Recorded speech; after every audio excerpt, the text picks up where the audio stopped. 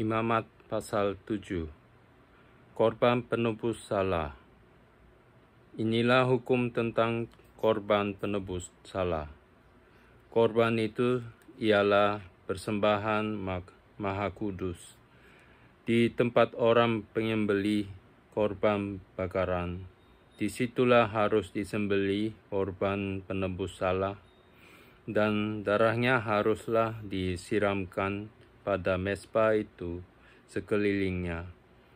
Segala lemak dari korban itu haruslah dipersembahkan, yakni ekornya yang berlemak dan lemak yang menutupi isi perut, dan lagi kedua buah pinggang dan lemak yang melekat padanya, yang ada pada pinggang dan umbai hati, yang harus dipisahkan beserta buah pinggang itu.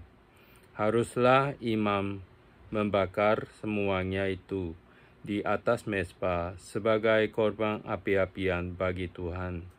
Itulah korban penebus salah. Setiap laki-laki di antara para imam haruslah memakannya. Haruslah itu dimakan di suatu tempat yang kudus. Itulah bagian maha kudus. Seperti halnya dengan korban penghapus dosa, demikian juga halnya dengan korban penebus salah. Satu hukum berlaku atas keduanya. Imam yang mengadakan pendamaian dengan korban itu, bagi dialah korban itu. Imam yang mempersembahkan korban bakaran seseorang, bagi dia juga kulit korban bakaran yang dipersembahkannya itu. Tiap-tiap korban sajian yang dibakar di dalam pembakaran roti, dan segala yang diolah di dalam wajan dan di atas panggangan adalah bagi imam yang mempersembahkannya. Tiap-tiap korban sajian yang diolah dengan minyak atau yang kering adalah bagi semua anak-anak Harun. Semuanya dapat bagian. Korban keselamatan. Inilah hukum tentang korban keselamatan yang harus dipersembahkan orang kepada Tuhan. Jikalau ia mempersembahkannya untuk memberi syukur, haruslah beserta korban syukur itu dipersembahkannya roti bundar yang tidak beragi, yang diolah dengan minyak, dan roti tipis yang tidak beragi, yang diolesi dengan minyak, serta roti bundar dari tepung yang terbaik, yang teraduk, yang diolah dengan minyak. Ia harus mempersembahkan persembahannya itu beserta dengan roti bundar yang beragi, di samping korban syukur yang menjadi korban keselamatannya. Dan daripadanya, yakni dari setiap bagian persembahan itu, haruslah dipersembahkannya satu roti sebagai persembahan khusus bagi Tuhan.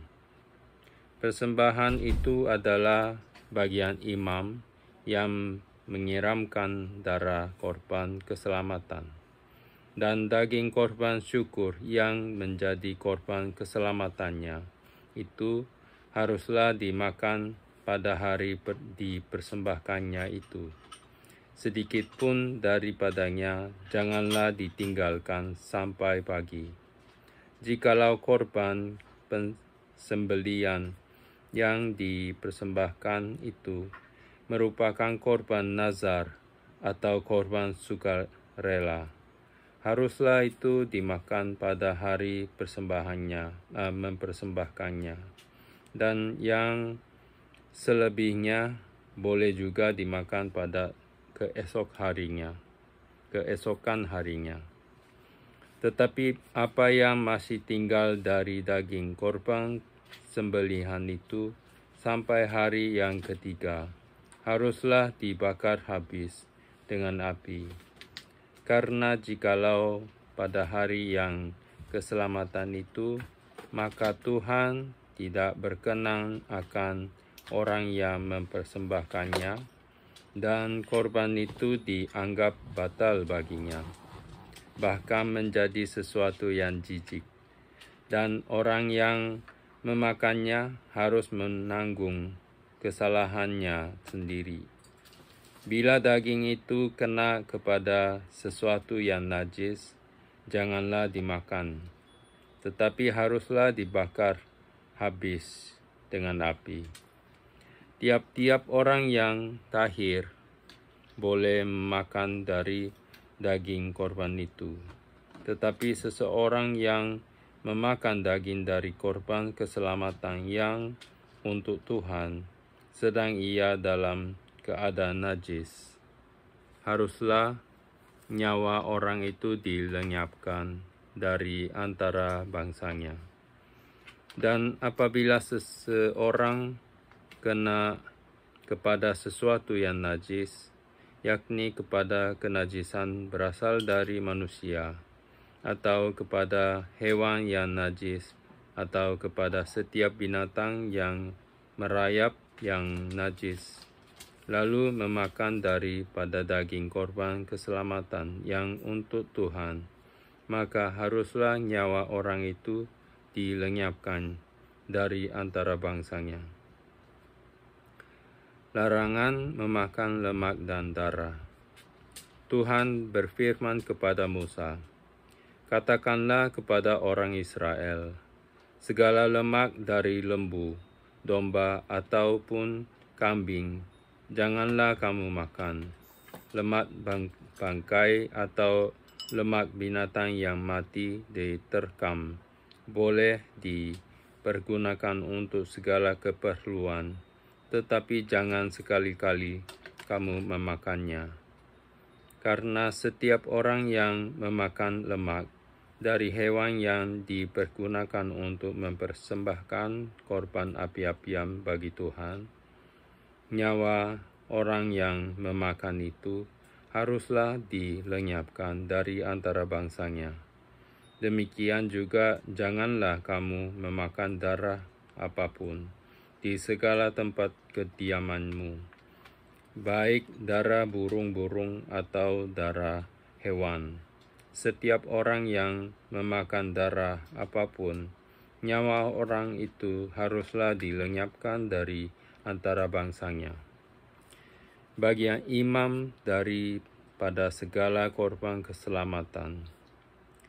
Tuhan berfirman kepada Musa, demikian, katakanlah kepada orang Israel, orang yang mempersembahkan korban keselamatan kepada Tuhan, haruslah membawa kepada Tuhan sebagian dari korban keselamatannya itu sebagai persembahannya.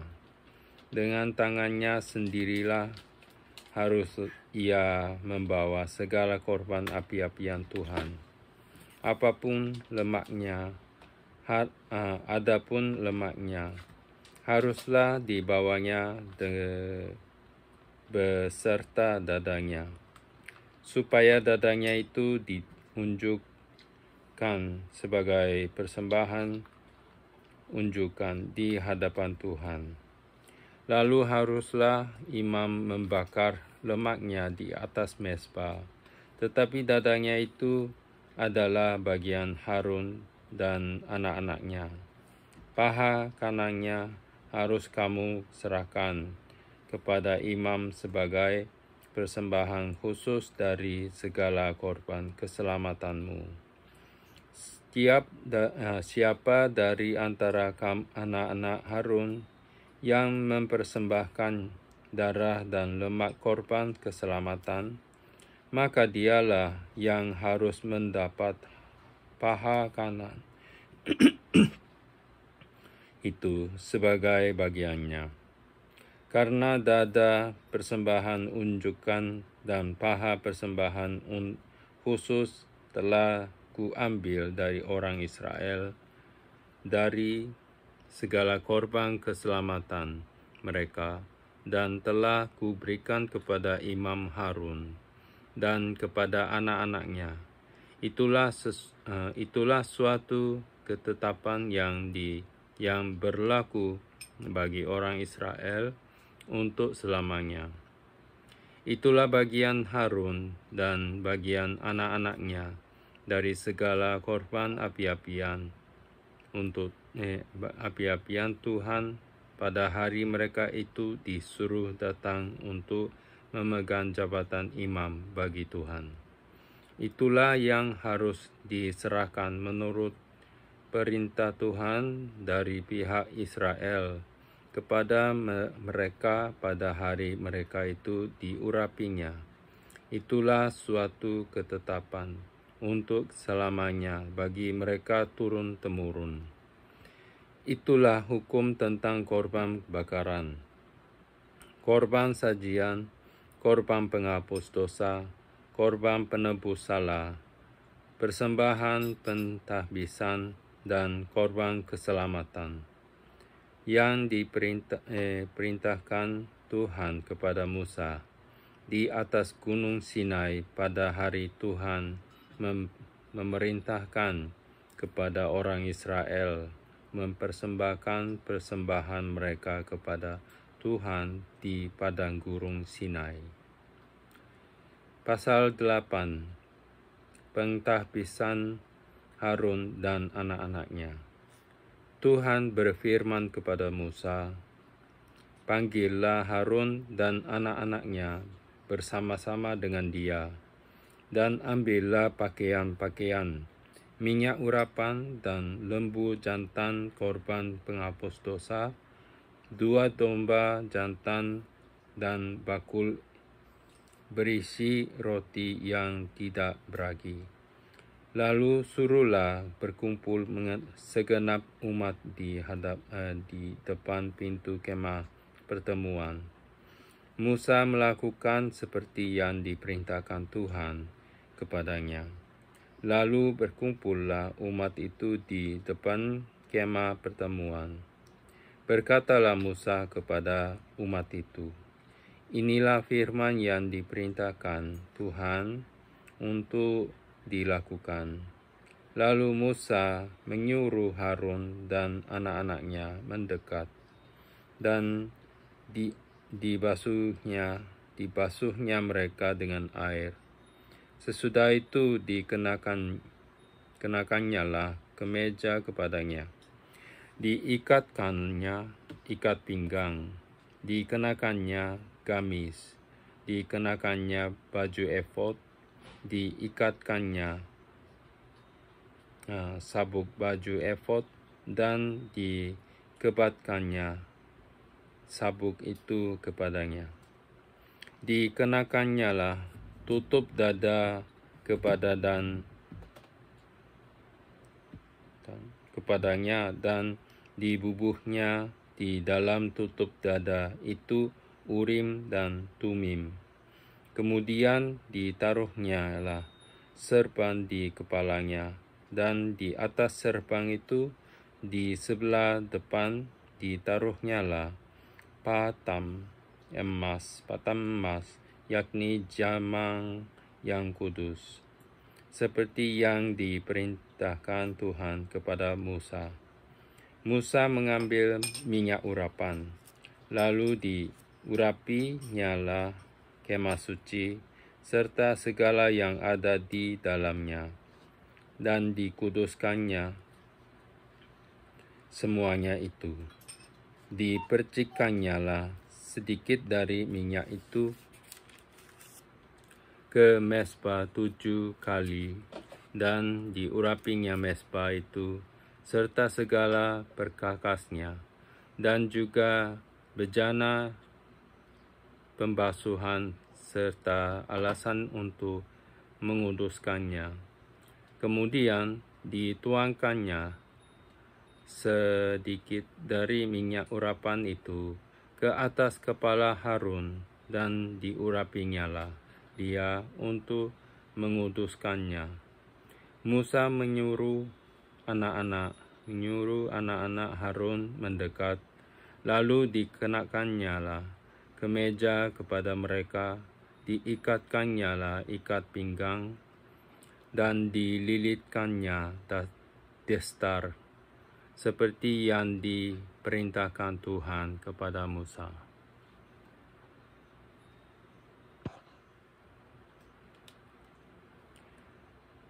Disuruhnya lah membawa lembu jantan korban penghapus dosa, lalu Harun dan anak-anaknya meletakkan tangannya ke atas kepala lembu jantan korban penghapus dosa itu. Lembu itu disembelih, lalu Musa mengambil darahnya, kemudian dengan jarinya dibubuhnya lah darah itu pada tanduk-tanduk mezbah sekelilingnya, dan dengan demikian disucikannya lah mezbah itu dari dosa. Darah selebihnya dituangkannya pada bagian bawah mezbah. Dengan demikian dikuduskannya mezbah itu, dan diadakannya lah pendamaian baginya. Diambillah segala lemak yang melekat pada isi perut, umbai hati, kedua buah pinggang, serta lemaknya. Lalu Musa membakarnya di atas mezbah. Tapi lembu jantan itu dengan kulit, daging, dan kotorannya dibakarnya habis di luar perkemahan, seperti yang diperintahkan Tuhan kepada Musa. Kemudian disuruhnya membawa domba jantan korban bakaran, lalu Harun dan anak-anaknya meletakkan tangannya ke atas kepala domba jantan itu. Domba itu disembelih, lalu Musa menyiramkan darahnya pada mezbah sekelilingnya. Domba itu dipotong-potong menurut bagian-bagian tertentu. Lalu Musa membakar kepalanya dan bagian-bagiannya dan lemaknya. Tetapi isi perut dan betisnya dibasuh dengan air. Lalu Musa membakar seluruh domba jantan itu di atas mezbah. Itulah korban bakaran yang baunya menyenangkan, yakni suatu korban api-apian bagi Tuhan, seperti yang diperintahkan Tuhan kepada Musa. Kemudian disuruhnya membawa domba jantan yang lain, yakni domba persembahan pentahbisan. Lalu Harun dan anak-anaknya meletakkan tangannya di atas kepala domba jantan itu. Domba jantan itu disembelih, lalu Musa mengambil sedikit dari darahnya dan membubuhnya pada cuping telinga kanan Harun, pada ibu jari tangan kanan, dan pada ibu jari kaki kanannya. Musa menyuruh anak-anak Harun mendekat, lalu membubuh sedikit dari darah itu pada cuping telinga kanan mereka, pada ibu jari kanan, dan pada ibu jari kaki kanan mereka. Lalu Musa menyiramkan darah selebihnya pada mezbah sekelilingnya. Ambilnyalah lemaknya, ekornya yang berlemak, segala lemaknya yang melekat pada isi perut, umbai hatinya, kedua buah pinggang, serta lemaknya dan paha kanannya.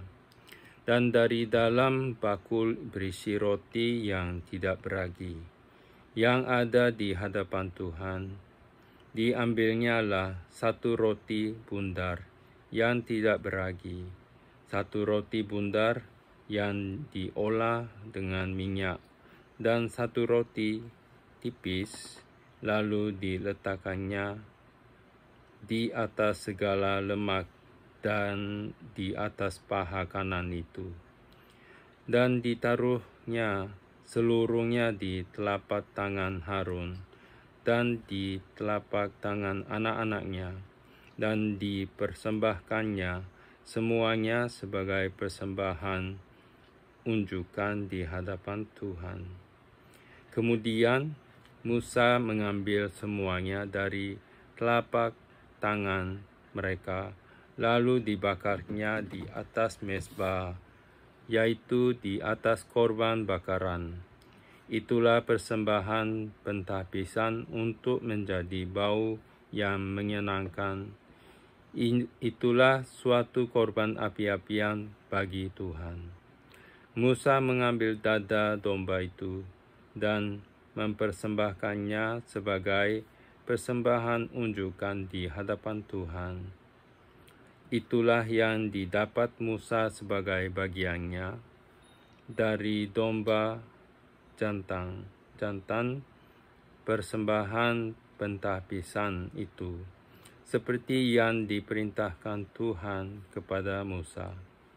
Dan lagi Musa mengambil sedikit dari minyak urapan dan dari darah yang di atas mezbah itu, lalu dipercikkannya kepada Harun ke pakaiannya, dan juga kepada anak-anaknya dan ke pakaian anak-anaknya. Dengan demikian ditahbiskannya lah Harun pakaiannya, dan juga anak-anaknya dan pakaian anak-anaknya. Berkatalah Musa kepada Harun dan kepada anak-anaknya, masaklah daging itu di depan pintu kemah pertemuan. Di sanalah harus kamu memakannya dengan roti yang ada di dalam bakul untuk persembahan pentahbisan, seperti yang telah kuperintahkan, dengan berkata, Harun dan anak-anaknya haruslah memakannya, dan apa yang tinggal dari daging dan roti itu haruslah kamu bakar habis dengan api. Janganlah kamu pergi dari depan pintu kemah pertemuan selama 7 hari, sampai kepada segenapnya perayaan pentahbisan. Karena perayaan pentahbisan akan berlangsung 7 hari lamanya, seperti yang diperbuat pada hari ini. Demikian juga diperintahkan Tuhan kamu perbuat kelak untuk mengadakan pendamaian bagimu. Di depan pintu kemah pertemuan haruslah kamu tinggal siang malam 7 hari lamanya, dan kamu harus melakukan kewajibanmu terhadap Tuhan dengan setia, supaya janganlah kamu mati, karena demikianlah diperintahkan kepadaku. Maka Harun dan anak-anaknya melakukan segala firman yang diperintahkan Tuhan dengan perantaraan Musa. Imamat pasal 9. Para imam menerima jabatannya. Pada hari yang ke-8, Musa memanggil Harun serta anak-anaknya dan para tua-tua Israel. Lalu berkatalah ia kepada Harun, ambillah bagimu sendiri seekor lembu muda untuk korban penghapus dosa, dan seekor domba jantan untuk korban bakaran, kedua-duanya yang tidak bercela. Kemudian persembahkanlah di hadapan Tuhan. Dan kepada orang Israel haruslah engkau berkata, begini, Ambillah seekor kambing jantan untuk korban penghapus dosa, dan seekor anak lembu dan seekor domba, masing-masing berumur setahun, dan yang tidak bercela, untuk korban bakaran. Dan lagi seekor lembu dan seekor domba jantan, untuk korban keselamatan, supaya dikorbankan di hadapan Tuhan. Dan korban sajian yang diolah dengan minyak, karena pada hari ini Tuhan akan menampakkan diri kepadamu. Kemudian dibawa merekalah apa yang diperintahkan Musa ke kemah pertemuan. Lalu mendekatlah segenap umat itu dan berdiri di hadapan Tuhan. Kata Musa, inilah firman yang diperintahkan Tuhan kamu perbuat, agar kemuliaan Tuhan tampak kepadamu. Kata Musa kepada Harun, datanglah mendekat kepada mezbah, olahlah korban penghapus dosa dan korban bakaranmu, dan adakanlah pendamaian bagimu sendiri dan bagi bangsa itu. Sesudah itu olahlah persembahan bangsa itu, dan adakanlah pendamaian bagi mereka, seperti yang diperintahkan Tuhan.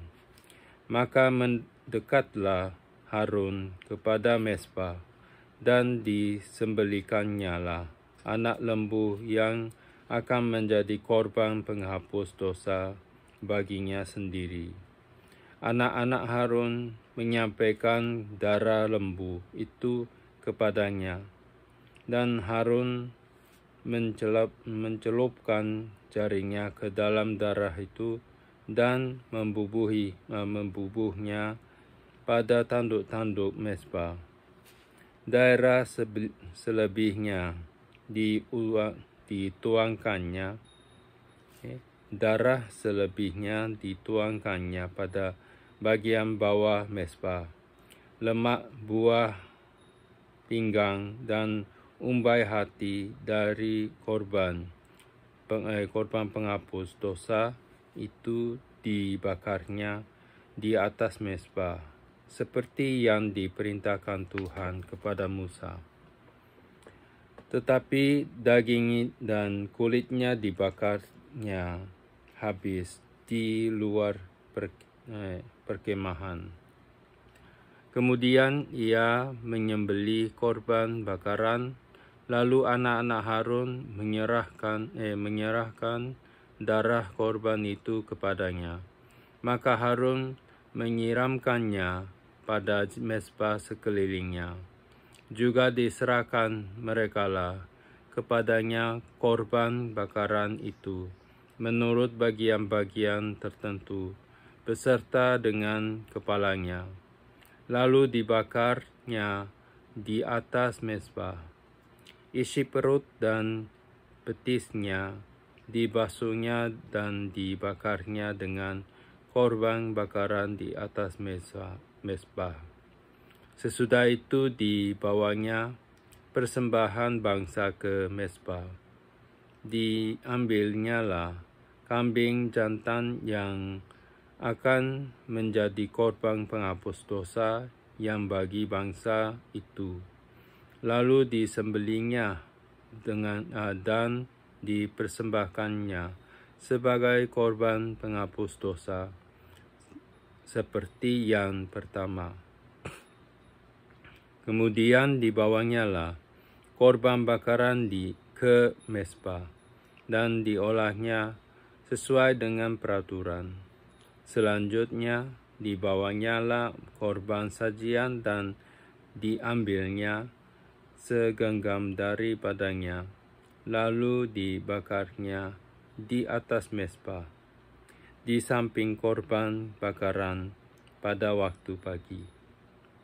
Ia menyembelih juga lembu dan domba jantan yang akan menjadi korban keselamatan bagi bangsa itu.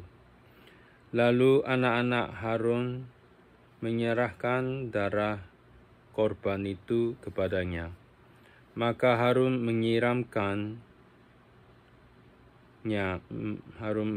menyiramkannya pada mezbah sekelilingnya.